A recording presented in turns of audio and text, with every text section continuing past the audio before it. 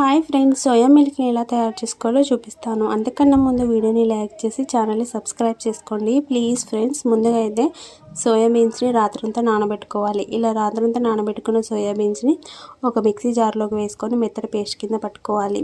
ఆ పేస్ట్ని ఒక కాటన్ క్లాత్లోకి వేసుకొని కొద్దిగా వాటర్ యాడ్ చేసుకుంటూ మిల్క్ని అయితే పిండుకోవాలి.